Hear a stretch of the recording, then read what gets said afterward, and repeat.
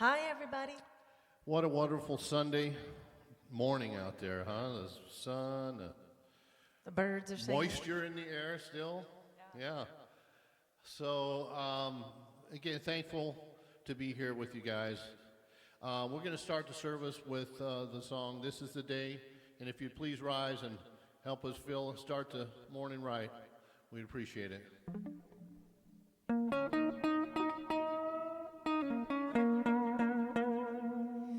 This is a day that the Lord has made. I will rejoice and be glad in it.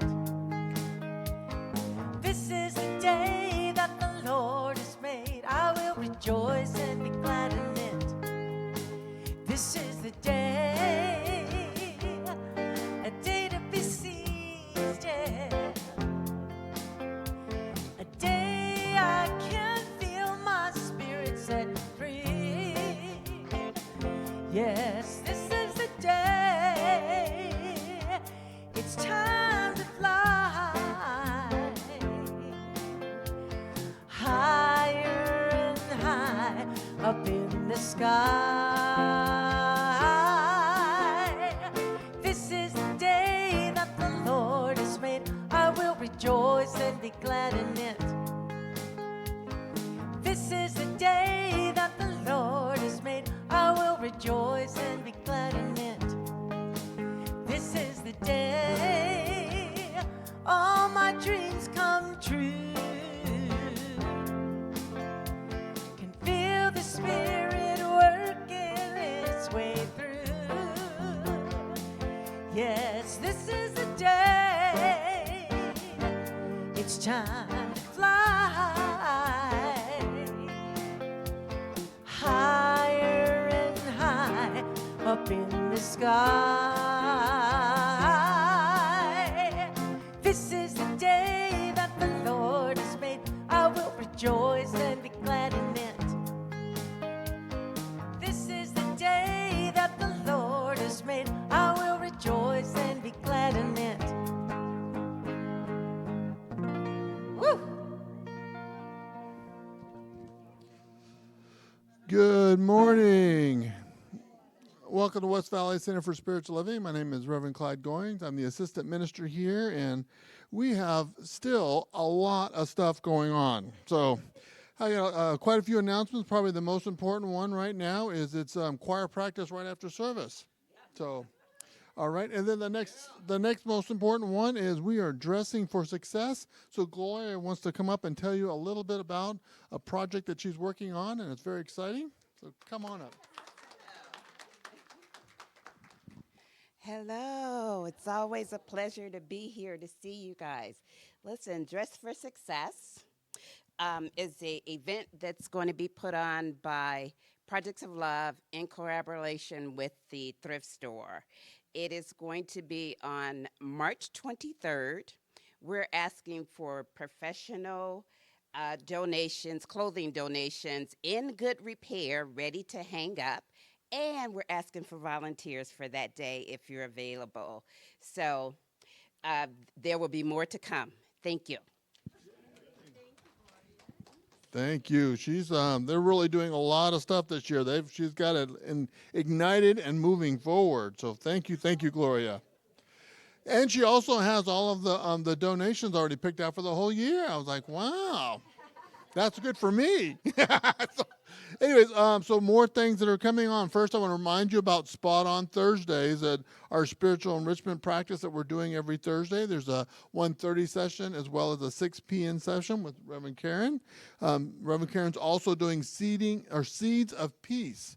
That's on Tuesdays at 1:30, and it's still open. If you'd like to join, please come to that class on Tuesday and learn about the peace leaders that we have. Again, I want to remind you about the drumming circles that are coming up. It's this Saturday. And then also Dining with the Dudes is next week. We're having some good Irish cooking going on. So anyway, so we have a lot of great things happening this weekend here at the center.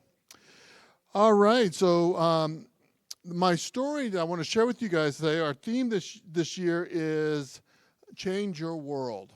And I saw the story this morning about these two scientists, Dr. Drew Wiseman and Dr. Kathleen Carrico, I think it is, something like that. So they won the Nobel Peace Prize for developing the COVID vaccine.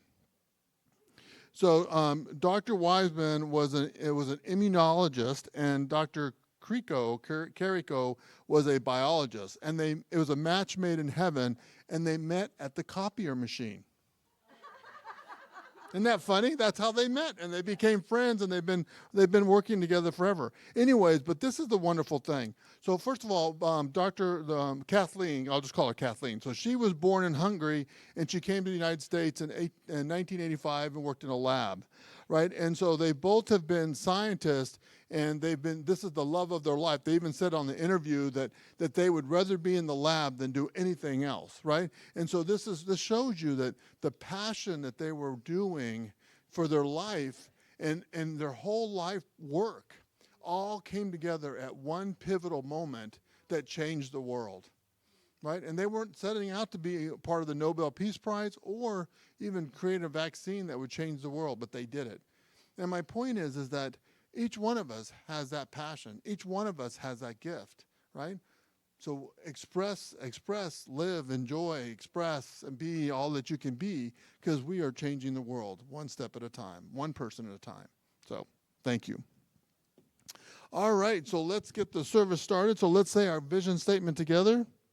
We are a loving, joy-filled community, honoring the many paths to God as we learn and live the science mind principles. And so it is.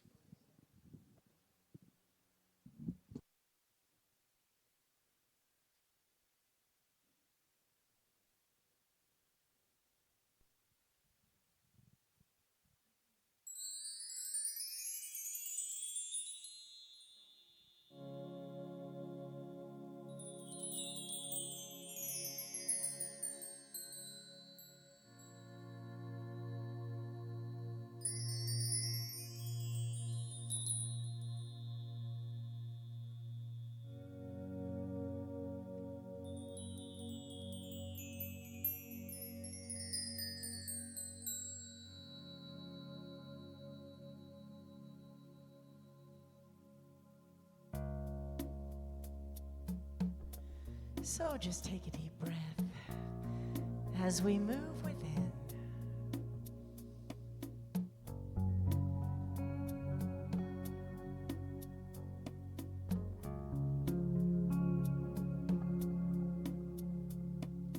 I will make a quiet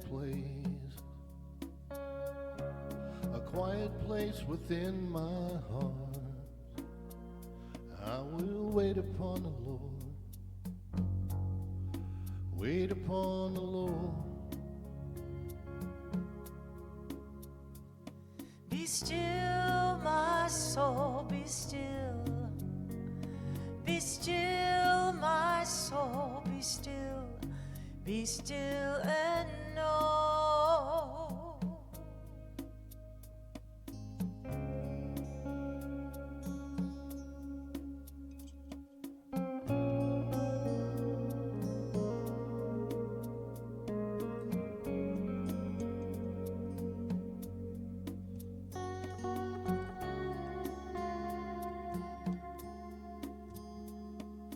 I will make a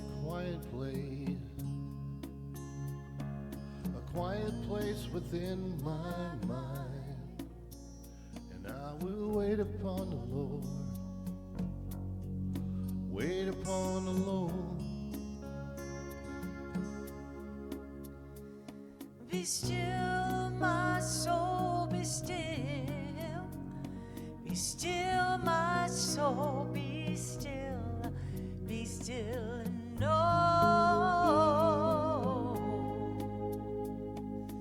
I will make a quiet place within my life, and I will wait upon the Lord. Wait upon the Lord. I will make a quiet place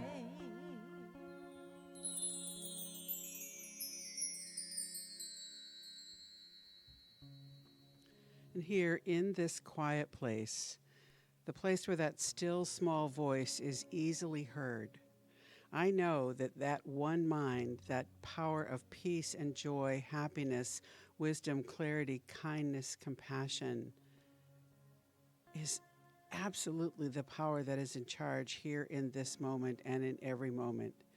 It has its expression through me, through each of us, for we are divine, individualized centers of the one mind.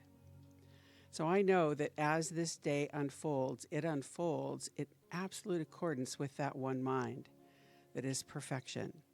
I know that Reverend Karen's talk lifts us, moves us, and opens us because she is wide open to that divine mind, and it moves through her today, as it does through the Bradfords. The beauty, the grace, the joy of their music lifts our hearts. I know that as we move forward today, we do so with a sense of excitement, enthusiasm, and expectancy of good, good, and more good. So I release this out into that beautiful synchronicity of both love and law, knowing that the universe indeed has already said yes. And so it is. So my reading today is from This Thing Called You, and it is from chapter 8. Divine guidance is yours for the asking. The answer to any problem which can ever confront you already exists at the center of your being. It's not enough to merely know that divine guidance exists. You must use it. You use it by consciously recognizing its source within yourself and by deliberately calling upon it, expecting it to answer. When a problem confronts you, take it into the silence of your consciousness. Instead of thinking of the problem, think of the answer. God does not have problems, therefore divine mind is the answer to every human problem. Principles never have problems. Problems are solved by bringing them under the control of principles. The problem is dissolved as the principle flows through it to the correct answer. The divine presence will guide and direct you. It will counsel you with wisdom. Its might and majesty will enter into your being. It will sustain and uphold you in everything you do. You will learn to talk with it, and you will receive direct intuitive answers. Faith is the essence of this communion. Your faith in the law causes it to act upon that faith, which brings into your experience those things that you can accept. So allow yourself to just take a deep breath and feel that wisdom that is always moving in, through, and as you, to you.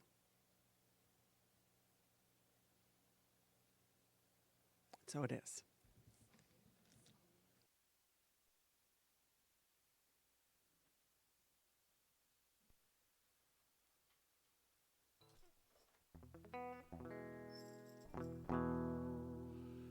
All right, so this morning we picked a really good one. I'm hoping you guys can all help us out with it, and we're going to get it started off.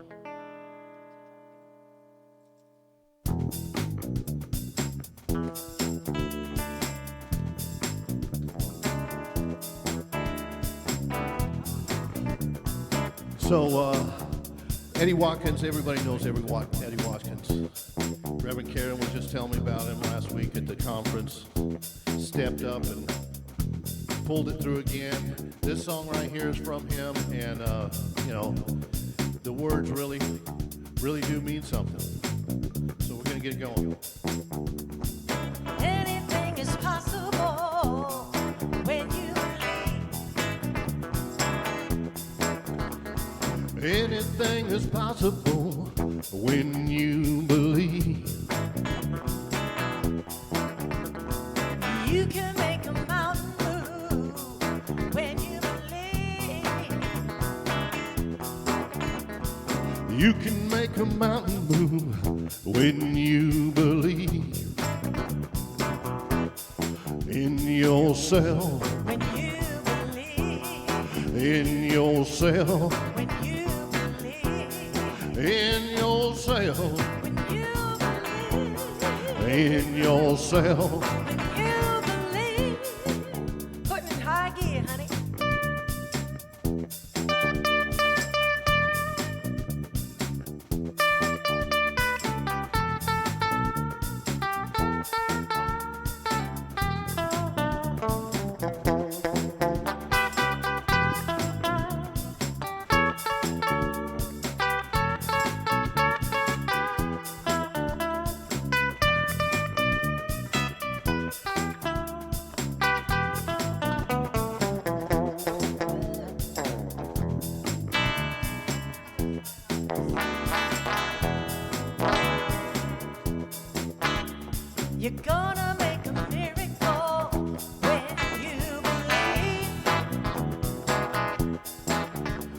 You're gonna make a miracle when you believe. Everything you want, you got when you believe. You can make a mountain move when you believe in yourself, When you believe. in yourself, When you believe. in yourself, in yourself. When you believe. Well, I believe in me. And I believe in you. Since we believe in each other, There ain't nothing we can do. We can make a miracle. Make a miracle, we can make a miracle. Make a miracle, we can make a miracle. Make a miracle, we can make a miracle. Make a miracle.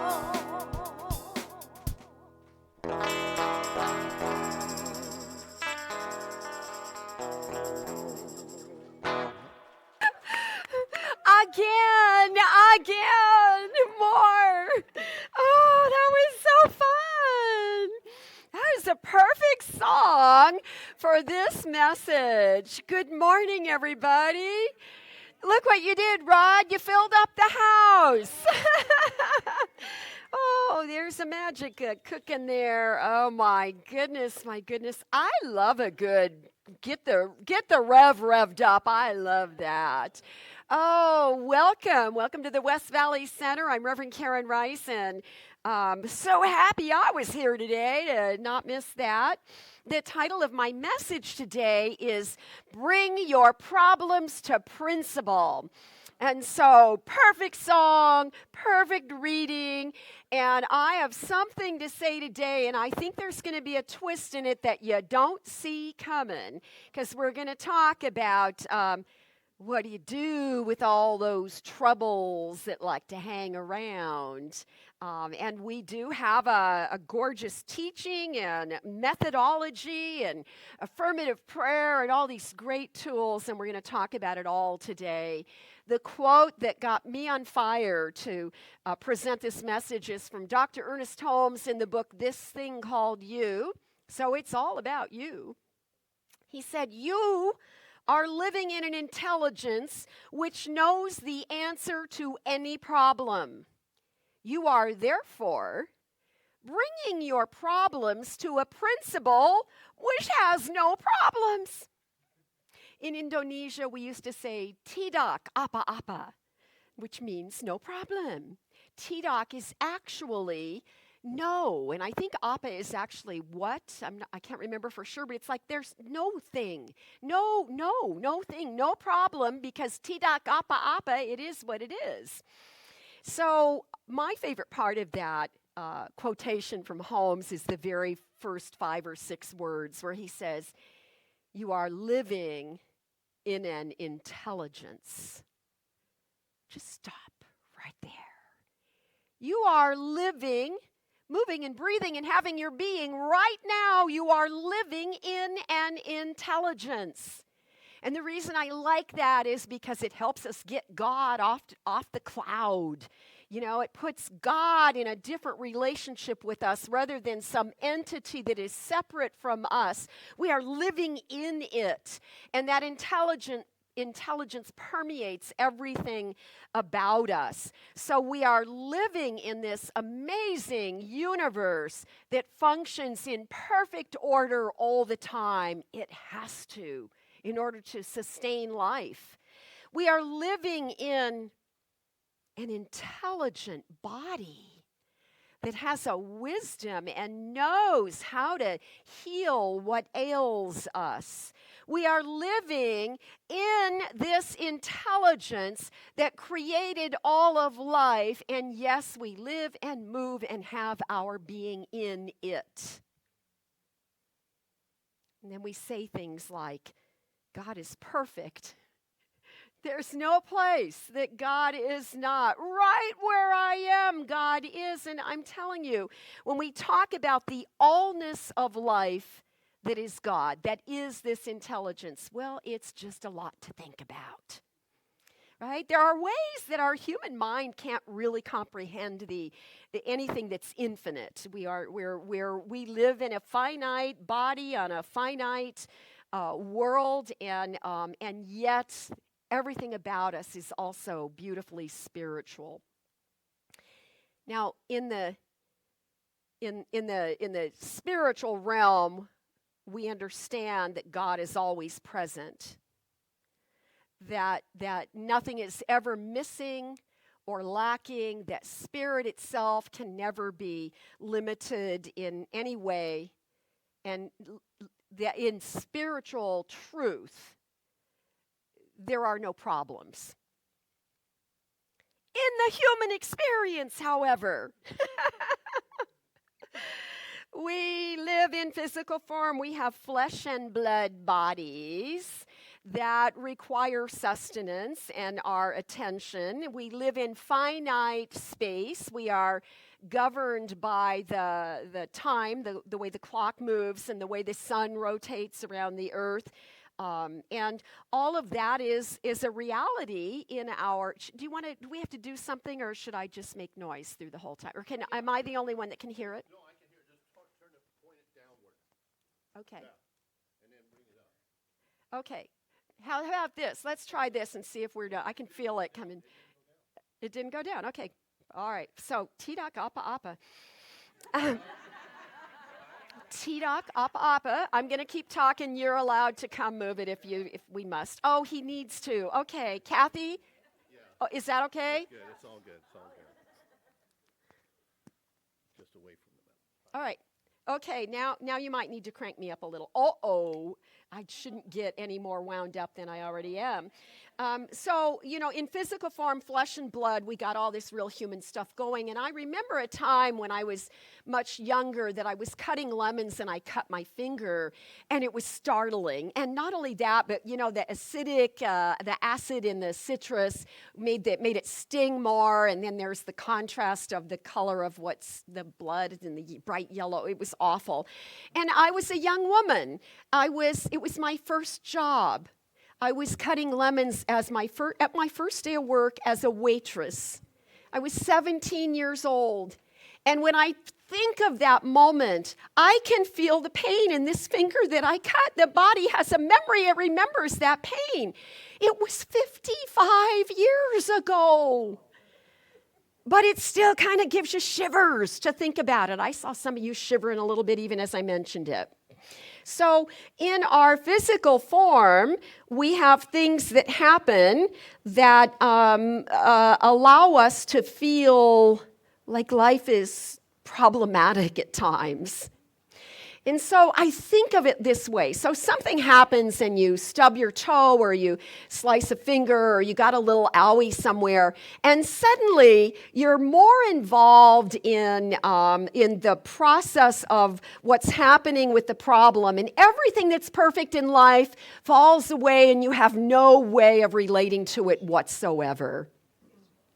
So I'm thinking about the way that you can have a little injury on your body, and immediately the intelligence in your body starts coagulating your blood, starts healing the wound in such a way that there's this incredible miracle that's unfolding, but we're fixated on the pain, on the injury, on how bad is it, assessing the danger. Now, there's a reason we focus on the crisis or the problem, because we want to take care of it. We want to do the right thing in cooperating with our body in that healing process. But when we do that, we are missing entirely everything that's normal, everything that's unfolding in a natural, normal way.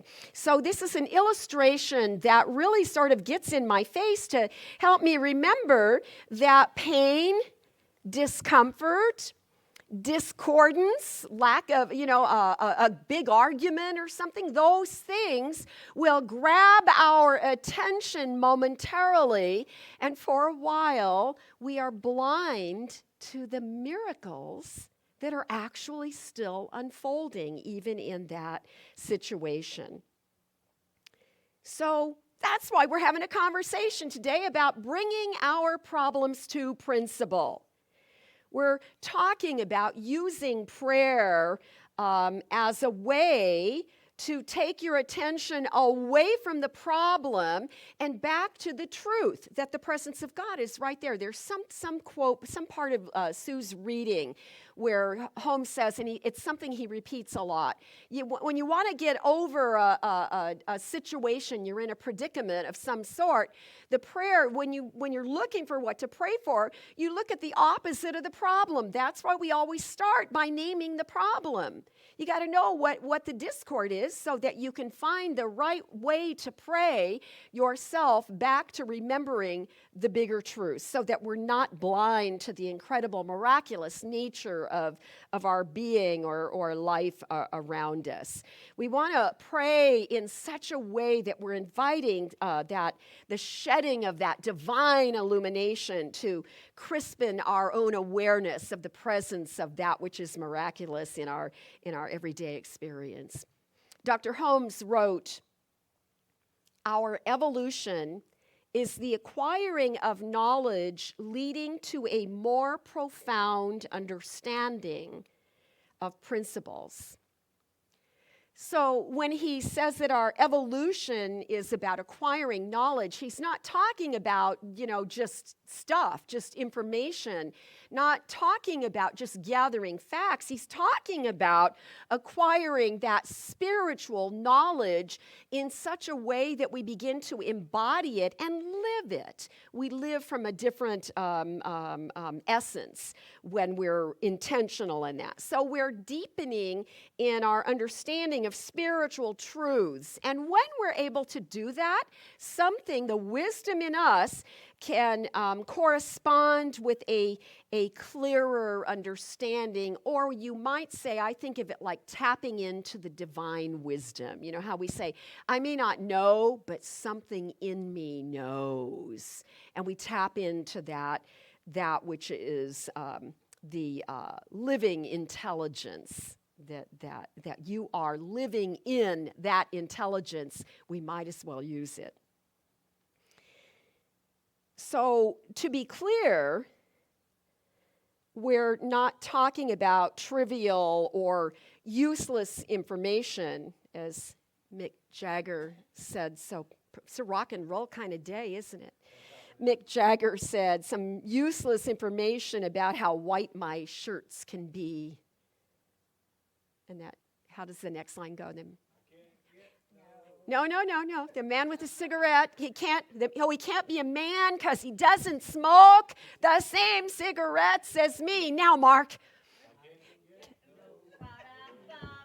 Satisfaction. You can't get satisfaction chasing trivial, useless information. Who cares what, apparently we do, because the advertising world makes a lot of money off what they promote for us to notice and then purchase. But yeah, we'll never be satisfied by acquiring anything more. By the way, that line, useless information about how white my shirts can be. Do you know that I went through I was probably 50 years old before I finally read those lyrics. All my life I sang it. I wax my shirts with grease. I really thought that's what it said. I was like 50 years old before I saw the lyrics written somewhere and went, oh. And that's how life is. We misread some standard lyrics that we just keep singing along in our life, never realizing that there's a tiny little shift we could do where we would be a little more spot on. And in terms of spiritual truth, this really makes a difference. So it feels like we're living in a time where there's an urgency around acquiring more information. And obviously, it's certainly easy to acquire information between between Google and Bing, I'm not sure there's anything out there we couldn't know if we really wanted to know. At least they think they know. But here's the thing about acquiring information from a search engine on the internet. That search engine is so smart, it will supply answers for you that align to your algorithms. So it already knows what you want to see. It provides information for you in a way that's palatable for you, but it's not only just palatable, it is confirming affirming your own confirmation bias. And you know what? That's just how the brain works. That's exactly right. I'm looking at the expert in school who studies the most current information about neuroplasticity and all that other stuff. That what we know is that the brain, you have the belief first, and then your brain functions to prove that you're right. And then spiritually speaking, we then understand that, oh, ego, I get it. Ego, that's how the brain works. But in the idea of the ego, that's how I feel better about myself, is by, and so that's why algorithms are so good for marketing. They already know what we might buy. There's no accident that you look at a cute pair of shoes and then they keep showing them to you for about 2 weeks. You have to keep thinking about it. Do I or don't I? So what I want to talk about this morning is the other side of acquiring that information. I want to talk about how important it is, how helpful it is to also consider value in not knowing, in not having everything figured out already. There is some sort of brilliance in the art of letting go and letting God sort of point things out for you.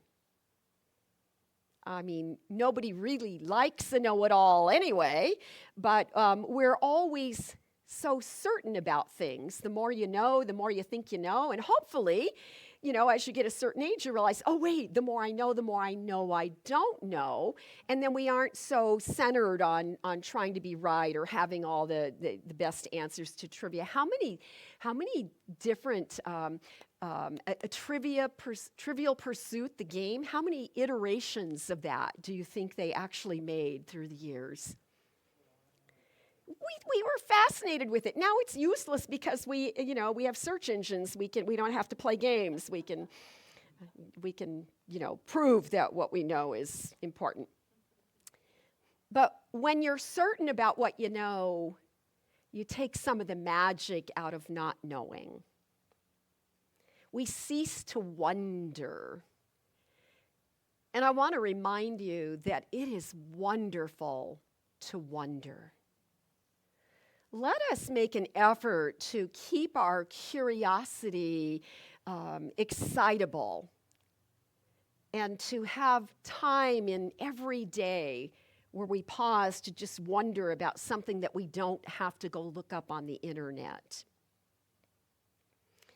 It's wonderful to be able to have faith in something that is greater than we are. And that's the principle, that's the law that we're talking about, that Eddie Watkins wrote about in the song, and Sue read from the Ernest Holmes quotations or reading that she did this morning. There's something powerful in or empowering to us as individuals when we release that idea that we have it all figured out and we align ourselves to a source of wisdom that can expand us in that inner way, that expands our consciousness and our ability to take in more spiritual knowledge and to desire to have a spiritual perspective. The solution to every problem is always right in front of us, but we will focus on the problem and not be able to see the solution. Isn't it easy to notice when things are out of order? Some of us are a little more compulsive than others, but last Sunday I was bringing out my message and making sure my water glass was there, and Rod and Kathy were, it's really fun to get here early. There's so much that happens in here that's exciting in the anticipation of what we're about to do. But I was lighting the candles, and then I walked over to my chair and made sure I had everything where I wanted it. And I looked down on the floor, and there were these little sparkly things on the floor all over here that for weeks have been making me crazy. When I'm sitting here trying to behave myself, I can only see that there's stuff that really wants to be picked up by me. And so I went, oh, I'm so glad I noticed that. And I bent down, and I'm picking up all this little sparkly, it was Christmas tree stuff. It was those artificial pine needles, and they pick up the light. You probably can't see them at all, and I'm picking them up, but they look invisible. And Reverend Clyde goes, what are you doing? I said, I'm picking these up because my biggest fear is that, somebody like Sue will be standing here doing the reading, and I'll jump out of the chair and start cleaning the floor because I'm distracted, right? So we notice when things are out of order, and we have this desire, and some of us are way more crazy about it than others, that we have to fix it. So we're rearranging things all the time. Do you ever clean a drawer or a closet and then you can't find something important that you need? And then you go hunting for it, right? Then we go hunting. This just happened to me because I traveled recently, and I could not find my little travel size moose thing, and I really needed it. And I couldn't find it anywhere, and I finally surrendered and went, okay, I don't need it that bad. It's making me crazy here. So we lose things, and that's a common part of life because we have so many things to misplace in our lives, right? And what we come to learn, spiritually speaking, that the more you chase after it, the further away from you it gets. It just seems like that. And it's in that moment where we stop and we go, okay, wait a minute. Nothing is ever lost. If I'm looking for my car keys and I stop and I go, wait a minute, I know they're here. I'm the last person to drive my car. Nobody's been here. The keys are here.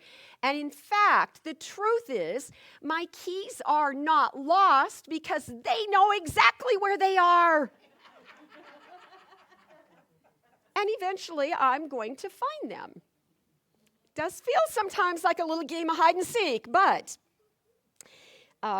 we get fixated on finding. In the same way that we can get fixated on wanting. We can want and want and want, and then suddenly we get whatever that is, but then we move right into wanting something else because we're stuck on the wanting.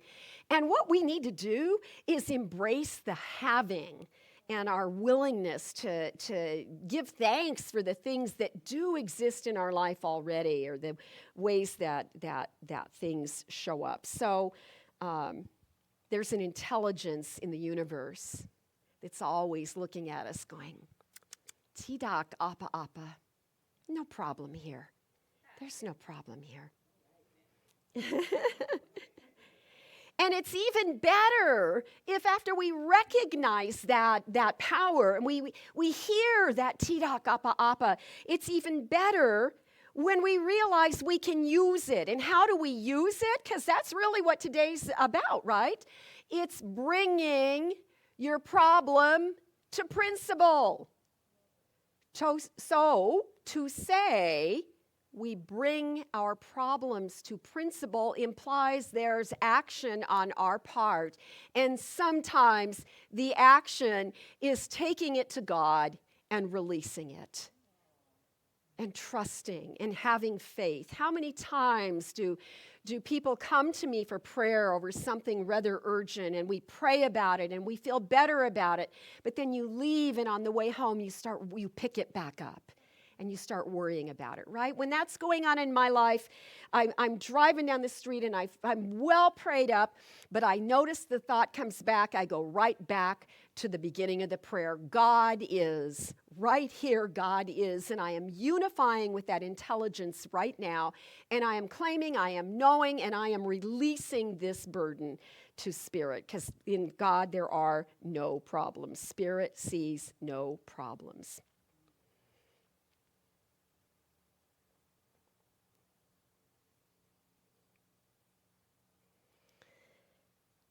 The great inventor Thomas Edison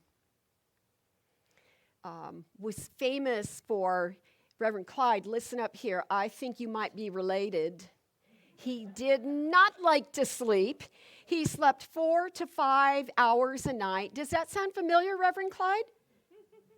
Did he humbly say yes?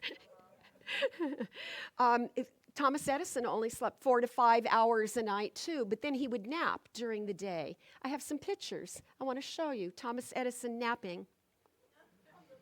Okay, look at the picture on the right. He has crawled up on his workbench in his laboratory. And the picture on the left, he's laying under the tree. Can you see him sprawled out under the tree? This picture was taken in Diamond Bar, California. And it was on the ranch of the guy reading the news. Do you see the guy reading the newspaper? That's President Harding. Thomas Edison's hanging out. Thomas Edison's taking a nap in the presence of the President of the United States.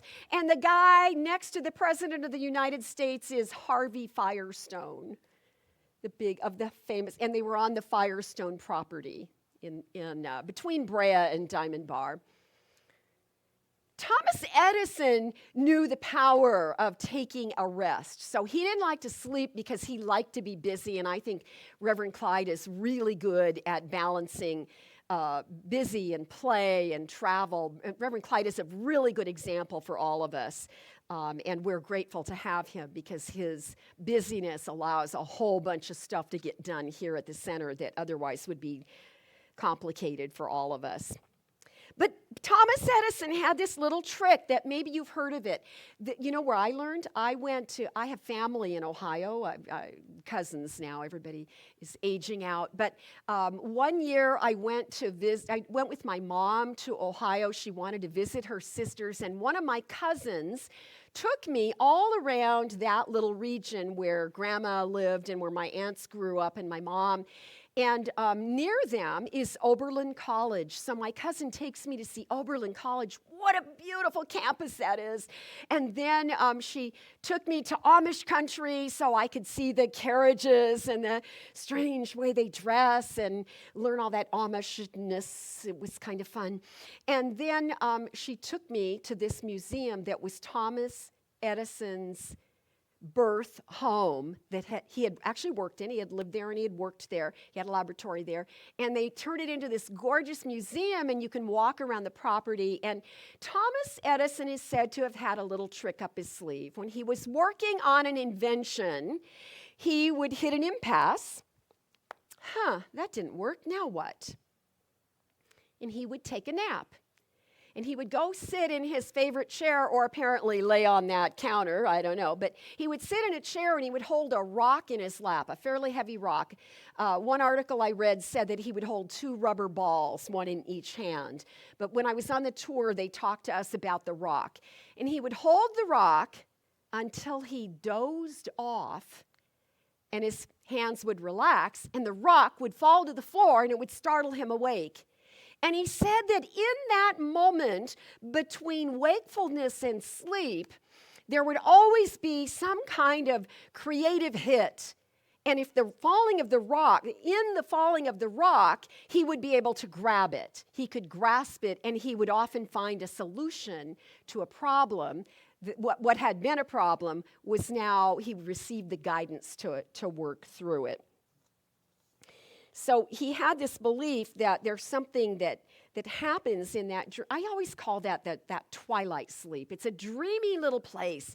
Sometimes it just feels so delicious to just feel yourself drifting off to sleep. And what we know now is that sleep researchers say that Thomas Edison knew something that they hadn't figured out yet, and that they identify a brief period of creativity and insight that happens in the semi-lucid state between wakefulness and deeper sleep. Stuff happens in that zone. So, and here's how they word it. They say, we can actually harness the liminal haze between sleep and wakefulness where bright ideas occur. So let's be real clear here. We're not talking about chasing an answer, just like looking for your car keys. We're not talking about fixing something. We are talking about opening to a solution, just being open. Wait, in the mind of God, this is not a problem, so I'm going to open myself to that greater wisdom right now. We are bringing our problems to principle. It's almost like, the way I think of it is, it's almost like in that relaxed state, we're finding a portal to the mind of God. But it's a wisdom that it doesn't exist separate from you. So there's something beautiful in affirming that. To bring the problem to principle is to surrender our need to fix it or change it, but we're really talking about trusting that divine wisdom is right where you are. It really is about that little acronym we use. Are you ready to receive? And then how do we make ourselves more receptive to receive those answers or that truth that we're desiring to connect with, or whatever it might be? I also thought that formula I gave last week, the SPA, stop, pause, and take a breath in the pause, and then affirm. I think that is a really quick. If you're not a napper, I couldn't nap. You couldn't make me nap. Could never fall asleep. Yeah, not me. I have trouble sitting still, and napping is not in my. I sleep more than he does, but I sleep at night usually. And so what I'm thinking is that for me, the idea of this SPA, S-P-A, stop, pause, breathe, and then affirm that the answer is right here. Affirm that as much as I want my car keys want me. You know, nothing, and don't let our negative fear or worry or those things that blind us, that fixate us on trying to solve the problem, don't let that get in the way. Think of it as taking a rest. There's logic in not rushing things. You know, if I'm gluing, I had 4 kids, man, they broke a lot of stuff. And if I'm gluing something precious that I'm just not willing to let go of, you know, this cross down here got broken once, and it was in a million, some of parts of it were in a million pieces, and I went, no, I'm not letting that go. I'm an expert at gluing stuff together. But you got to glue it a little at a time, and then you have to let the glue set, so that when you go to put the next piece in, it can help support the next piece. And so sometimes I think life is a riddle kind of like that. We can take it a piece at a time, but then we got to let it set. We gotta let it marinate a little bit, and we take in the wisdom that comes in that space of waiting. In waiting. You got to let the truth settle before you can acquire more information. So bring your problems to principle, and it's not about doing nothing, it's doing something. It's about being conscious that you have been trying ineffectively, and that there is another way to trust that higher wisdom. Sometimes we just don't know how to get from the problem to the solution. Sometimes we just don't know how to get from the predicament to peace. Sometimes we just don't know how we're going to live through another election year. But we will. We will. And if we only focus on all the things that don't look right, we will be blind to the solutions, even though Spirit is this infinite intelligence is surrounding us. Tidak apa apa. This is not a problem. Breathe. Remember to breathe. We don't have to know those answers because we are living in an intelligence that does know. I wanted to close today by mentioning some of Emma Curtis Hopkins' theory behind all this. Remember, she is a Christian mystic that Dr. Holmes studied under, as well as every other New Thought leader that started a church actually studied with Emma Curtis Hopkins. It's just a remarkable human and a great story. Emma said, Most of us spend more time noticing our troubles and describing our problems than describing the one who dissolves all problems. I'm going to read it again. Most of us spend more time noticing our troubles and describing our problems than describing the one who dissolves all problems. So there's a way that spirit is immune to the problems, and there's a splendor, a givingness that we refer to as grace that is always ongoing. And in that way, it helps me remember that this intelligence that I call God is always imparting knowledge, is always delivering wisdom, is always communicating with us, conveying to us that there's this greater life and bigger possibilities, always transmitting that wisdom or refreshing our own awareness to recognize the wisdom is right within us.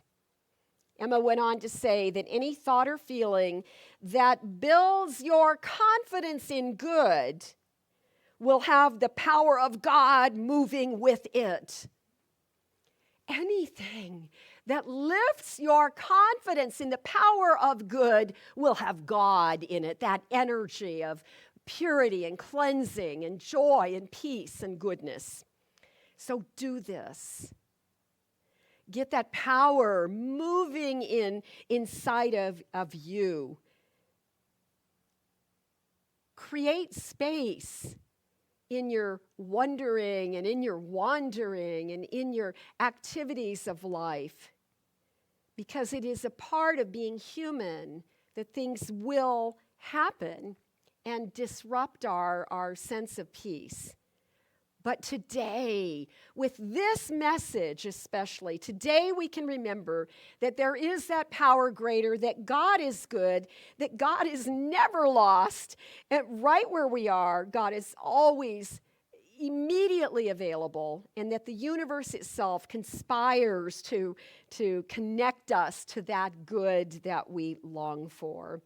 This is not about doing nothing. This is about an action that we choose where we bring our problems to the light of truth. And that's what I wanted to say today.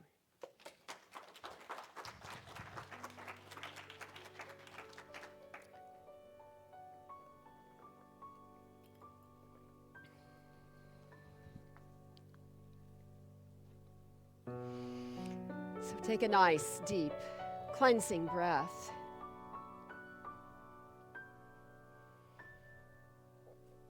And wherever you are, whether you're here in this sanctuary or sitting in the comfort of your own sacred space, we simply know that the presence and the power, the beauty and the peace of God are right there, right here, in this moment, because we are living in this intelligence that is spirit itself. So we breathe and we realize that we live and move and have our being in something magnificent. I feel the love of God within me. And I recognize that this is the activity of life, that love itself is the greatest force in this universe. And therefore, it is that intelligence of love that brings all things into creation. It is that intelligence that lives in every cell and atom of our physical body that does begin to heal us after injury or mishap.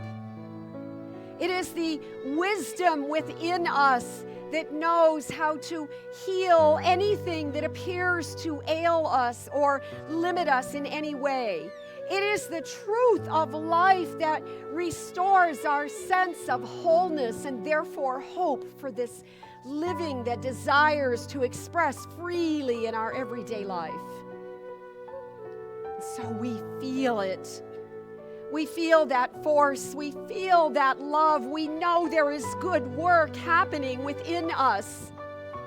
That goodness is changing the way that we show up in life. We know that there is a way that Spirit itself cleanses our vision so that we might see truth when we most need it.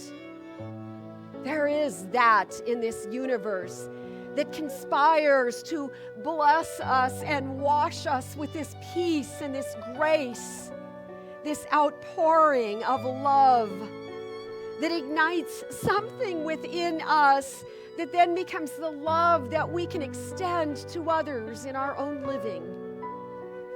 I feel that love of God, and I know it is a power whose time has come. And that as each of us recognizes it and embodies this truth, as we are ready to receive an even greater experience of that love and that truth in our living, that goodness happens, that relationships heal, that the softness of the spirit of our own heart touches people we pass by who may be troubled, that others are lifted simply by being in our presence, because today we are prayed up. Today we know who and whose we are and what it is we are to do. So we bring our problems to that power that is greater than we are. We trust that infinite Spirit to smooth out the crooked places. We feel and recognize and claim the love of God as ours, so that we might be vessels to just receive, to get filled up, and then to extend that love and to make this planet a better place. And in the recognition of all that good, we recognize that this spiritual community is fully supported in that same name of good, in love, in the abundant prosperity that is required for us to do all these exciting things we desire to do in the ways we want to share with the community at large. So I say thank you, God. Thank you, God. Thank you, life. Thank you, infinite Spirit, for today. There is a healing unfolding.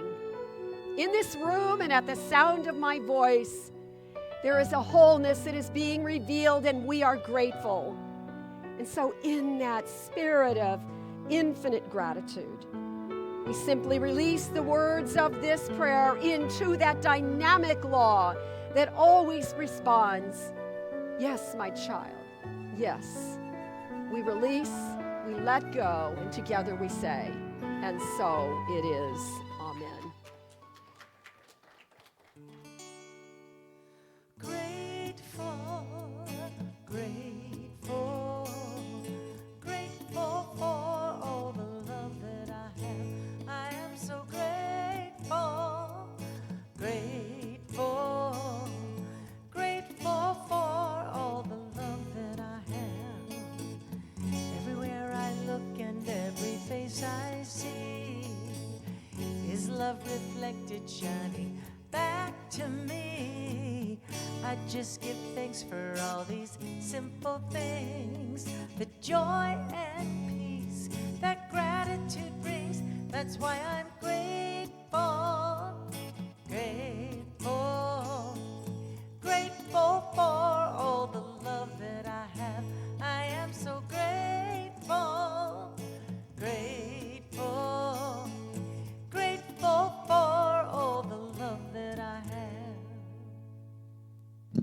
All right, thank you, Bradfords. So one thing that Reverend Karen doesn't know, I've actually slept on that couch out there. Like Einstein, I like taking naps too. So yes, so I wanted to let you guys know that we are we're starting to plan for our spring fundraiser, and we are doing a rummage sale, a big rummage sale. Kathy Rose back here in the back of the room, she's going to be leading it for us. So there's going to be a lot more information coming. We've got flyers going to be posted up and information on the slideshow. So looking forward for a lot of participation. And now's the time to start cleaning out those closets. And the garage, yes. And Reverend Karen has a lot to clean out of her garage. Just saying. All right, so now's the time to celebrate the abundance of our lives and the abundance of our community. So let's say our giving affirmation together. I live in the consciousness of good. Divine love blesses and multiplies all that I am, all that I have, all that I give, and all that I receive. Thank you, God, and so it is. Please rise for our last song.